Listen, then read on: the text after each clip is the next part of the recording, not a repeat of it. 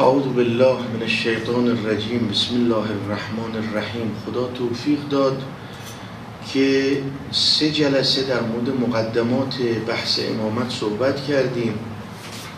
امروز هم جلسه 4 است. اگه یادتون باشه جلسات قبل اشاره کردم که بعضی از مباحث هست که قبل از اینکه وارد بحث امامت بشیم اینا باید مروری بهش بشه، از جمله بعضی از الفاظی که در بحث امامت باهاش سر و کار داریم، مثل لفظ نبی، رسول و امام.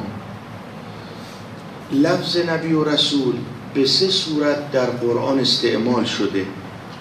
استعمال نبی و رسول با هم که 4 آیه از آیات قرآن اینها رو با هم استعمال کرده. فرمود واذکر فی الکتاب اسماعیل انه کان صادق الوعد و کان رسولا نبیا. یا فرمود واذکر فی الکتاب موسی انه کان مخلصا و کان رسولا نبیا. مورد دوم استعمال رسول و نبی آن است که رسول به تنهایی در قرآن استعمال شده. فرمود اذ قال لهم اخوهم نوح الا تتقون انی لکم رسول امین، که رسول استعمال شده در قرآن.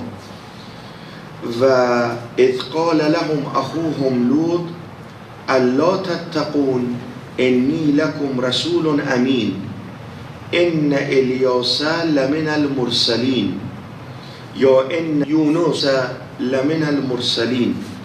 رسول استعمال شده، رسول و آنچه که مشتق از رسول می شود. و مورد دیگری که استعمال شده است آنجاست که نبی در قرآن به تنهایی استعمال شده، مثل آن است واذکر فی الکتاب ادریس انه کان صدیقا نبیا.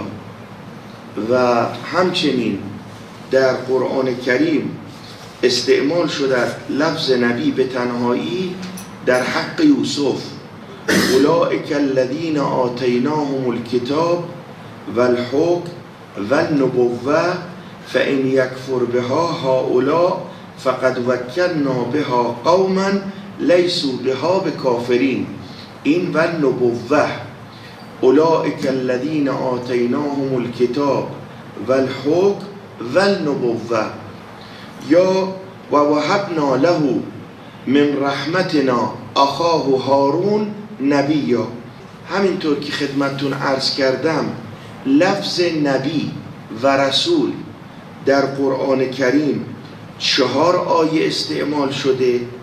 لفظ رسول به تنهایی در قرآن کریم 9 بار استعمال شده و لفظ نبی در قرآن کریم به تنهایی 16 بار استعمال شده.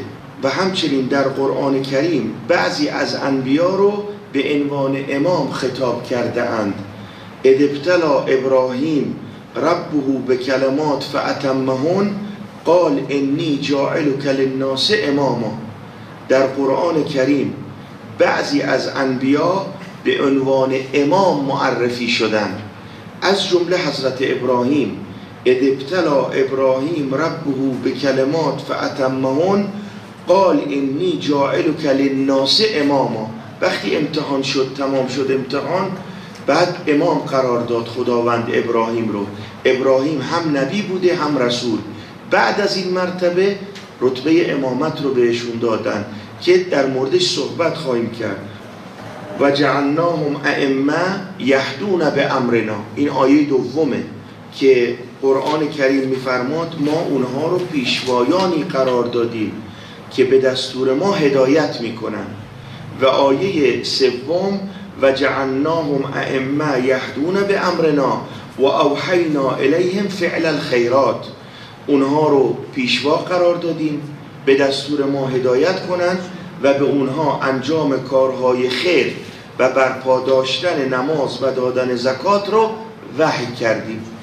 این 3 آیه قرآن که لفظ امام در اونها به کار رفته.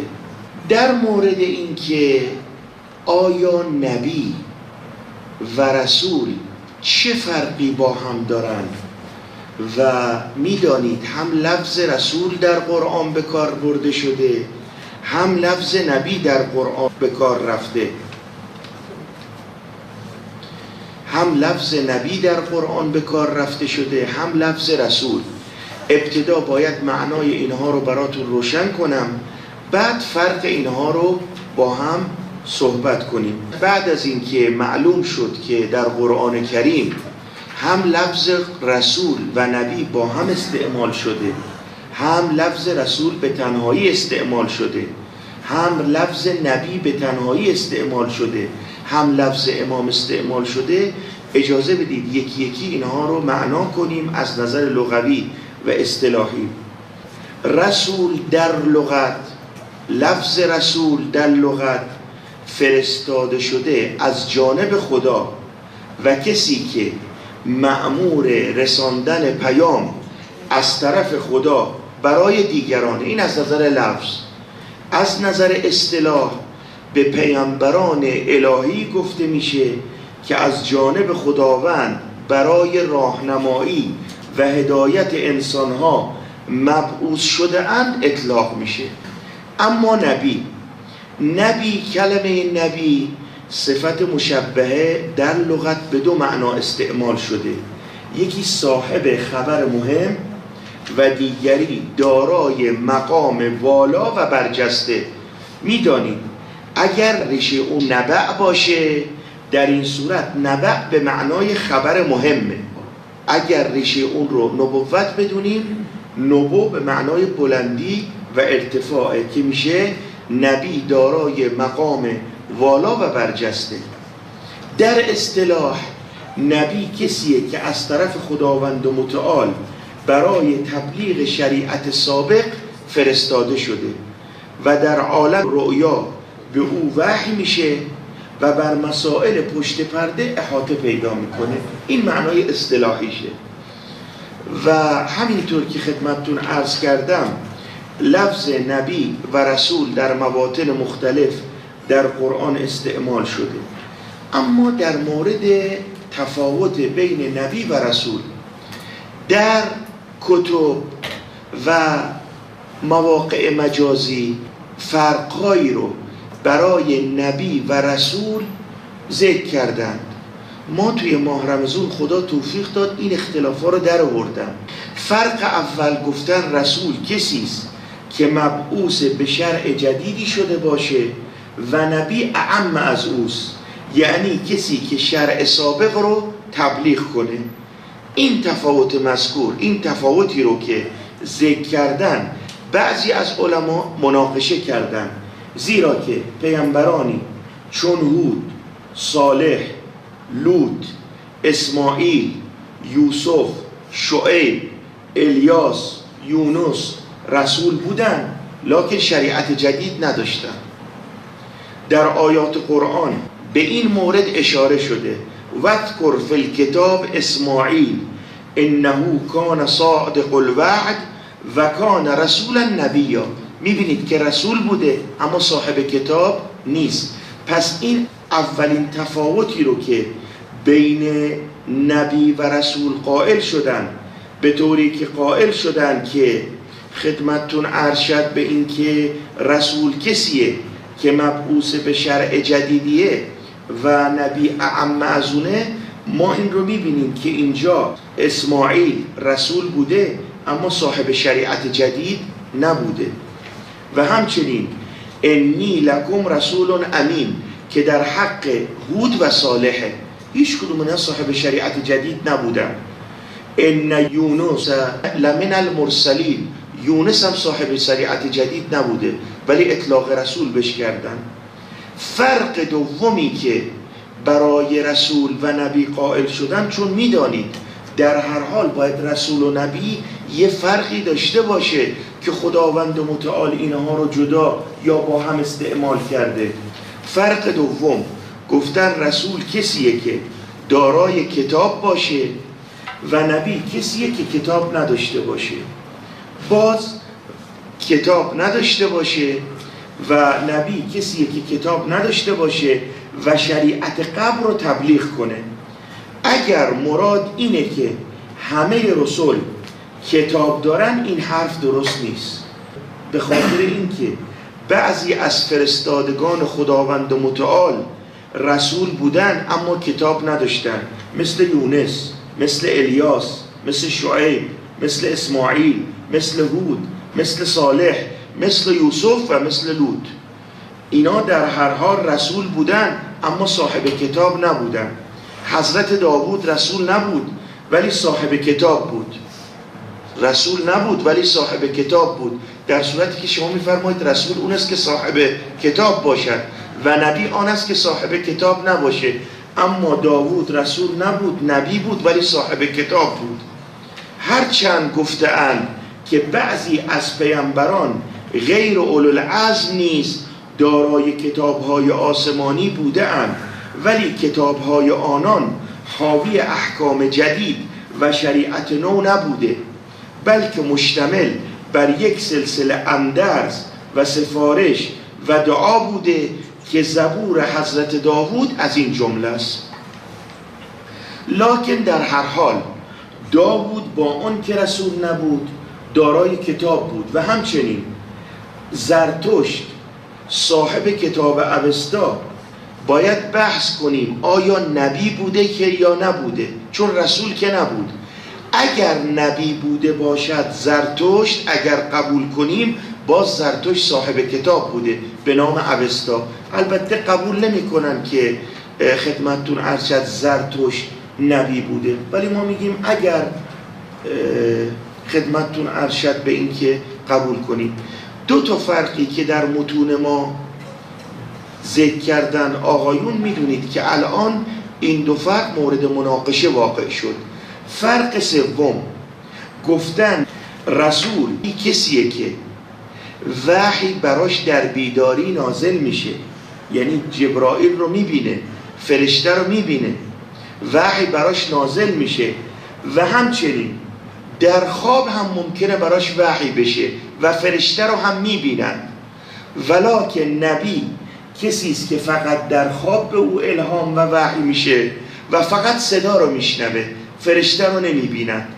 و این رو از کلام امام روحی له الفدا، امام باقر استخراج کردن این فرق رو. عن قول الله عز وجل سألت ابا جعفر علیه السلام عن قول الله عز وجل و کان رسولا نبیا، من رسول و من نبی، قال النبی الذي یرا فی منامه و یسمع الصوت ولا یعاین الملک، و الرسول الذي یسمع الصوت و یرا فی المنام و یعاین الملک. بقیه فراز حدیث در مورد امامه که الان مورد بحث ما نیست. همینطور که از حدیث استفاده می شود، رسول کسی است که براش در خواب الهام میشه، وحی میشه، ملک رو هم میبینه، صداش رو هم میشنود. علاوه بر این که در بیداری بر او وحی میشود و جبرائیل با او گفتگو میکند یا ملک. ولی نبی فقط خواب میبینه، فقط صدا رو میشنود، ملک رو هم نمیبیند. این فرق رو از روایت به دست آوردن و قابل مناقشه نیست. فرق چهارمی که بین رسول و نبی قائل شدن این است: رسول کسی است که به او وحی میشه و مأمور به ابلاغ هم هست، یعنی وقتی جبرائیل یا فرشته آمد به او ابلاغ کرد شیئی رو باید به مردم برسونه. اما نبی کسیه که به او وحی میشه به همون طریقی که در فرق قبل براتون بیان شد، ولکن معلوم نیست مأمور به ابلاغ باشه. این یکی از فرقایی است که آقایون بیان کردن. این هم مورد مناقشه است، این فرق هم مورد مناقشه است، به دلیل اینکه قرآن میفرماد فبعث الله النبیین، لفظ نبی رو داره، مبشرین و منذرین و انزل معهم الکتاب. قرآن میگه فرستاد خدا نبیین رو. بعد چی؟ نبیین چیکار کنن؟ مبشرین بشارت میدن و منذرین و مردم رو آگاه میکنن. پس چگونه و از چه طریقی شما میاد میگید نبی کسی است که شاید مکلف به ابلاغ نباشه؟ مگر این که بیایید یه صحبتی رو بکنید، اونم جای بحثه، بیایید بگید غالباً، اونم تازه جای مناقشه است. ما نمیتوانیم نص قرآن کریم رو کنار بذاریم.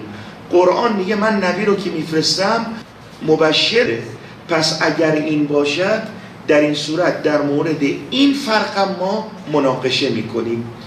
نتیجه‌ای که از درس امروز میگیریم این است که بعد از بررسی اقوال پیرامون وجوه اشتراک و افتراق نبی و رسول به این نتیجه میرسیم که تنها فرقی رو که میتوان برای نبی و رسول ذکر کرد این است که یک، رسول کسی است که شریعت جدید بیاوره، ولکن نبی دارای شریعت جدید نیست بلکه شریعت سابق رو تبلیغ میکنه. این رو قبول میکنیم. و دومین فرق اینه که نبی انسانیه که در خواب و رؤیا به او وحی میشه و رسول شخصیه که فرشته وحی رو در بیداری میبینه و با او سخن میگه، ولکن ممکنه در خواب هم به او الهام بشه، در خواب هم صدا را میشنود هم فرشته را میبیند. از تمام بررسی هایی که در کتب کردیم و اون رو این فرقها رو عرضه کردیم به قرآن تا معنی نبی و رسول رو بفهمیم و فرق اونها رو بدانیم، این دو فرق رو تونستیم به دست بیاریم. اما فرقهای دیگر رو نتوانستیم از طریق تتبع و جستجو ثابت کنیم بلکه مناقشه کردیم. و السلام علیکم و رحمت الله و برکاته.